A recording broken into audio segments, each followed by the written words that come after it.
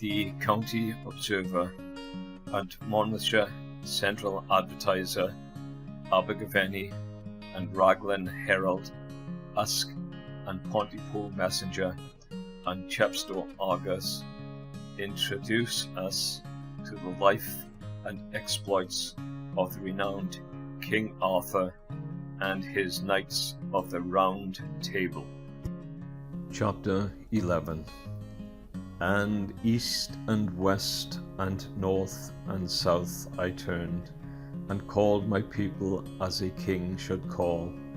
Pale in the mountain I discerned rude scattered stragglers from the common thrall, kingless and armyless by crag and cave, ghosts on the margin of their country's grave. Lord Lytton's King Arthur. Merlin informs King Arthur that the defeated kings were joined by 5 other kings, and the war would be renewed. Merlin counsels Arthur to send across the sea for King Ban and King Bors to come to aid him. Sir Ulfius and Sir Brastius embarks at Dover for Calais. They reconnoitre a band of Frankish warriors in a forest. They follow the troop which joins King Claudas of Germany and his knights. The envoy escapes to a wood unobserved. Shortly afterwards, the king repaired to London and called his barons to council. Merlin told the king that the 6 princes, though worsted in the first battle, were by no means conquered, and would soon be prepared to renew the war. Arthur consulted the peers in council, who could not but admit that the situation was perilous, for the 6 allied kings were powerful and could bring a large army into the field.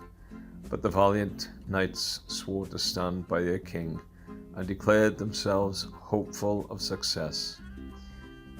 "Ye say well, my lords," said Arthur. "From my heart I thank you for your good courage, but let us speak with Merlin.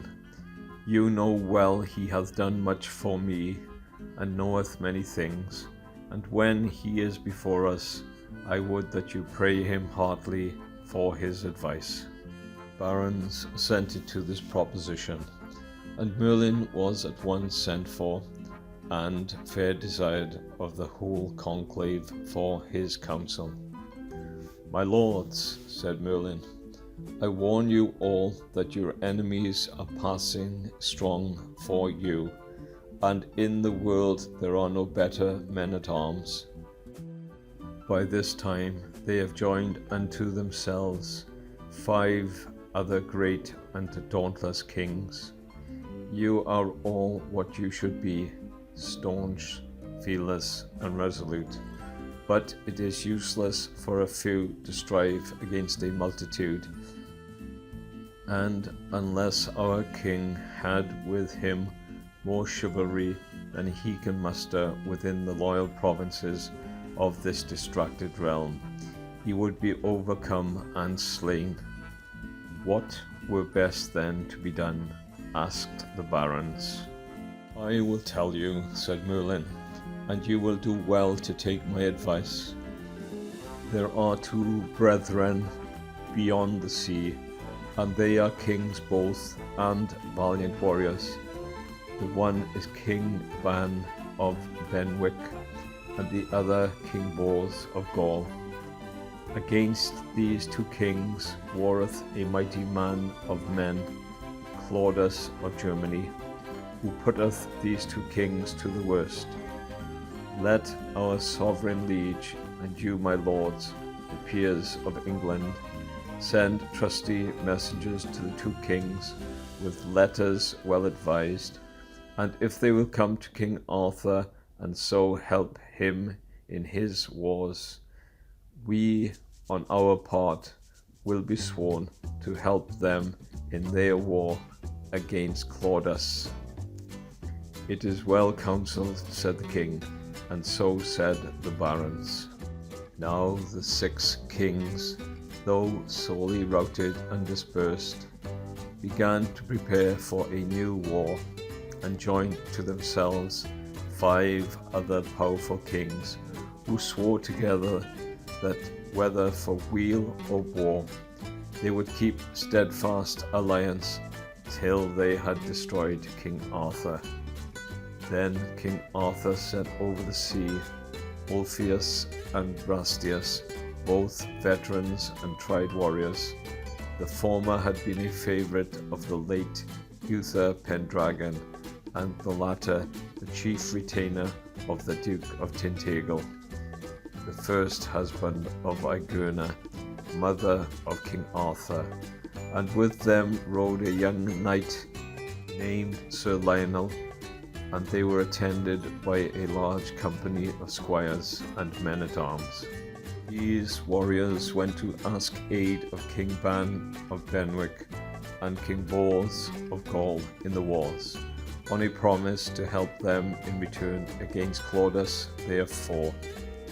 So through the pleasant land they rode, with fluttering pennon and gonfanon. It was in the sweet spring tide, and the sunbeams danced and sparkled on their bassinets, flashed from their spears, and glowed on the golden trappings of their mettlesome palfreys. Everywhere they were welcomed with cheers by the common people, for they were well beloved.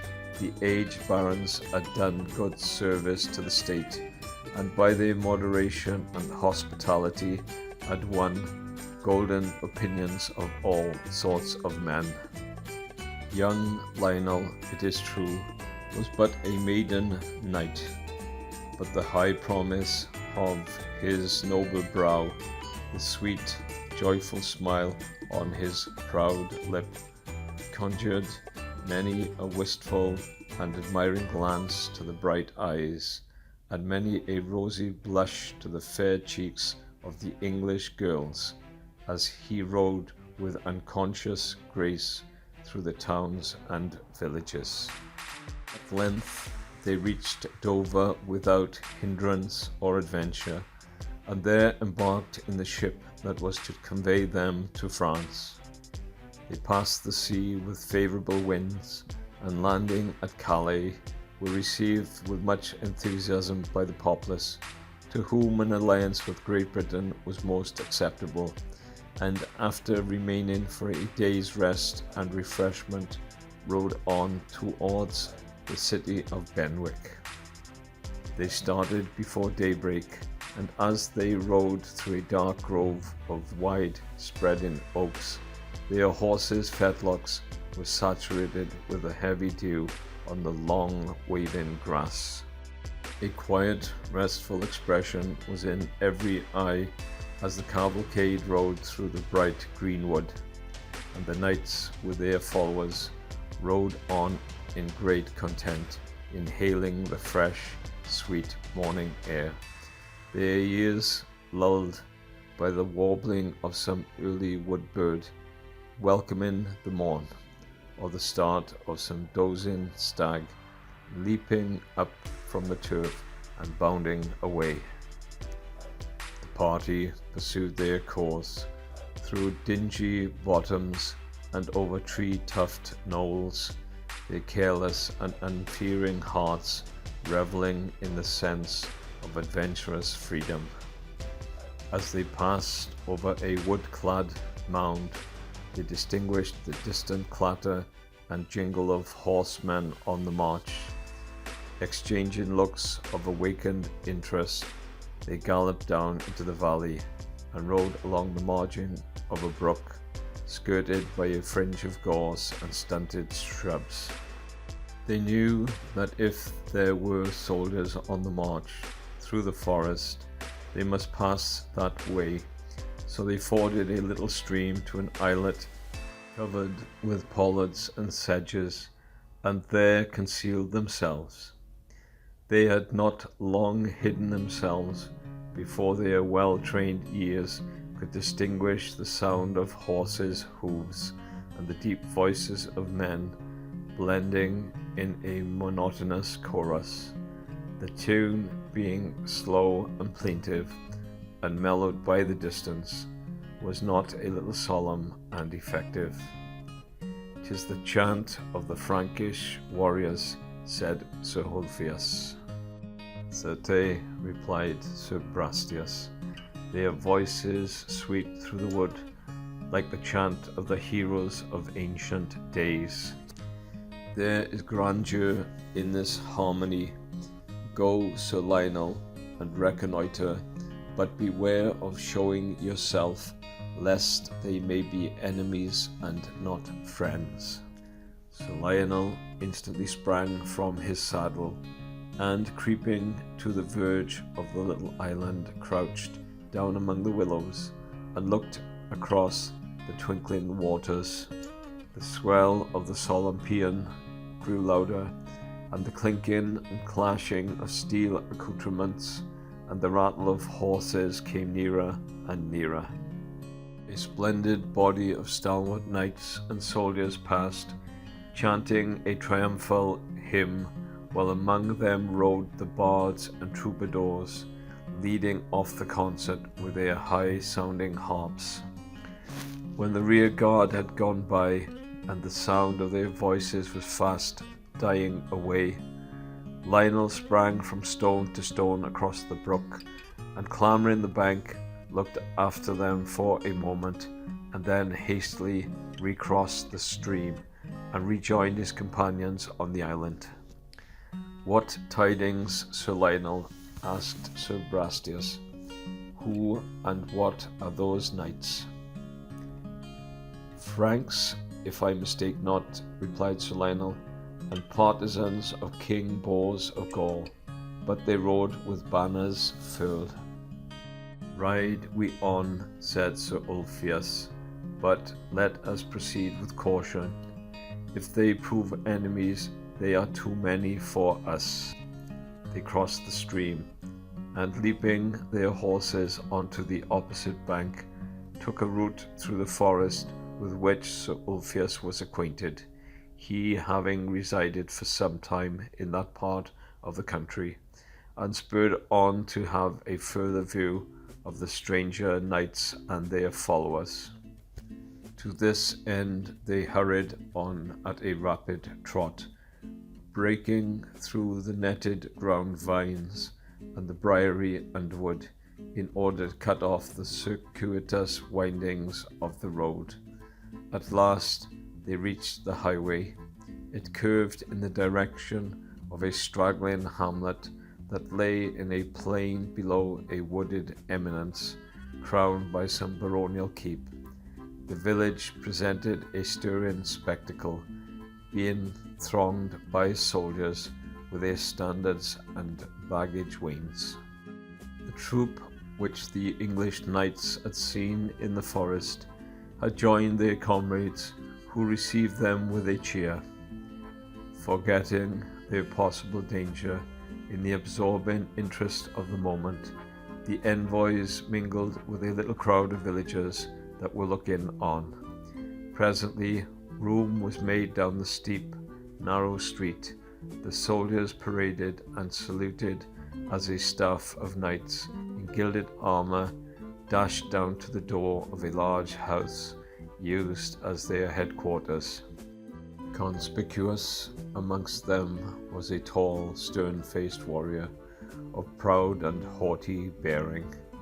His dress and arms were splendid. He wore upon his head a helmet encircled by a royal crown, blazoned with jewels. His gorget, arm pieces, and gauntlets were of the finest steel, curiously inlaid with gold, and his hauberk, or shirt of mail, sparkled with dazzling radiance. He wore a loose surcoat or cassock of cloth of gold, open at the sides like a herald's tabard. Upon the breast was emblazoned an imperial eagle, sable on a field, or diademed, membered and becked gulet, holding a naked sword and a scepter in the left. His knees and legs were protected by hosts of mail, and his shoes were of steel. A broad, strong poniard called a misericord hung by his right side. A splendid baldric hung upon his left shoulder, supporting his huge double-handed sword, and in his right hand he swayed a ponderous battle-axe, as lightly as though it were a hazel switch. To him the stirring welcome of the deep, heart-heaved shout seemed to be most directed. Glittering sword blades flashed in the morning sun, steel caps were waved and pikes brandished. The drums brayed and the trumpets flourished. With a slight inclination of his head, the monarch, for such his dress and bearing proclaimed him, acknowledged the salute, and mounting the steps, entered the house, followed by his retinue of knights, squires, and pages. By the cross of St. George, whispered Sir Ulfius to his companions, we have happed upon a den of lions. See, yonder flaunts the Gonfanon of Germany, and the leader we have just seen is King Claudas himself. Let us retire with all speed, returned Sir Brastius, ere our dress and the crests we bear provoke remark. If we are taken, we shall not be liberated without paying heavy ransom. With this he turned his horse and rode back into the forest, the rest of the party quickly following his sensible example. So great was the throng of the chivalry, and so intent were the village hinds in watching the pageant, that the English cavalcade escaped into the wood without observation. They spurred hard and fast through the green glades of the wood, and did not draw rein till they had placed a full league between themselves and danger, and about noon halted on the banks of a broad, fair river.